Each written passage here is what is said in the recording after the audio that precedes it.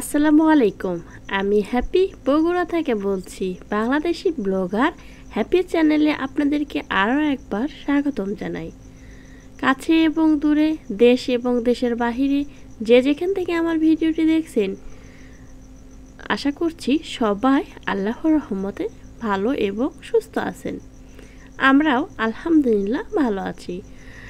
তো বরাবরের মতো প্রতিদিনের চলে আসলাম আরেকটি নতুন ব্লগ নিয়ে। তো এখানে দেখতেই পাচ্ছেন আমি সকালে ঘুম থেকে উঠেই একটা কম্বল নিয়ে ধুয়ে দিয়েছি, আরও অনেক কাপড় চোপড় ধুয়ে দিয়েছি। সেগুলো চিপড়ে এইরকম করে এদের রোদ্রে নেড়ে দিচ্ছিলাম। তো আজকে আমি সারাদিন কি কি কাজ করি সেই কাজগুলো আপনাদের সাথে শেয়ার করব। তো আশা করছি ভিডিওটি ভালো লাগবে। ভালো লাগলে অবশ্যই আমার চ্যানেলটি সাবস্ক্রাইব করতে ভুলবেন না। তো কাপড় চোপড় নেড়ে দেওয়ার পর এখানে গরুকে খাবার দিতে হবে, সেই জন্য আমি টিউবওয়েল থেকে পানি নিয়ে যাচ্ছিলাম গরুকে খাবার দেব। গ্রামে থাকলে কিন্তু কাজ করতে অনেক কষ্ট হয়। যারা শহরে থাকেন তারা হয়তো বুঝবেন না গ্রামের কাজগুলো যে কত কঠিন। তো এখানে এই তো এভাবে টিউবওয়েল থেকে পানি নিয়ে যাওয়া হয় বালতিতে করে, তারপর এক এক করে খুদ ভুসি এগুলো নিয়ে যেয়ে গরুকে একটা গামলাতে দেওয়া হয়। আর এখানে আমার বাবা গোবর নিয়ে যাচ্ছে হোঁচাতে করে, এভাবে গ্রামে কিন্তু নিয়ে যাওয়া হয়। অবশ্যই আমাকে কমেন্টে জানাবেন আপনাদের গ্রামে কিভাবে এভাবে গরুর গোবর নিয়ে যাওয়া হয়। তো একজনকে খাওয়াবো আবার আরেকজনকেও খাওয়াবো, এই জন্য আমি পরপর 2 বালতি ভরে ভরে পানি নিয়ে যাচ্ছিলাম। তো এখানে আমি এই তো আমার এই ধবলিকে খাওয়াচ্ছি। আমার ভাইকে বললাম আমি ওর কাছে যেতে পারছি না, আমাকে ভয় লাগে, তুই একটু দড়িটা খুলে দে, আমি পানি ভুসিগুলো সব ওকে গামলাতে দিয়ে দিই।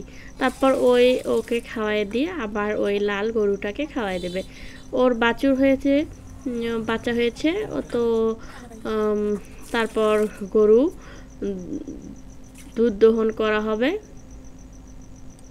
এই তো একদিকে খাচ্ছিল গরু আর আরেক দিকে দেখতে পাচ্ছেন পটি করে দিচ্ছে। তো ওর বাচ্চা কিন্তু দুধও খাচ্ছিল সেই সময়ে।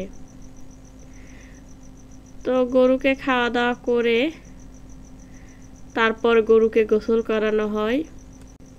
সকালে গরুকে খাওয়া দাওয়া শেষ করে দিয়ে আমরাও খাওয়া দাওয়া করে তারপর এই তো আমি গরুকে গোসল করে দিচ্ছি। আমি আর আমার বাবা গোসল করে দিচ্ছি গরুকে। এর নাম ধবলি। তো আমি এখানে ধবলি বলে একে ডাকি। তো আমার পছন্দের এই গরুটা। তো এখানে ওকে গোসল টোসল করিয়ে দিয়ে আবারও দুপুরের খাবার দিতে হবে। ও কাঁচা ঘাস খায়, কাঁচা ঘাস এনে রাখা হয়েছে।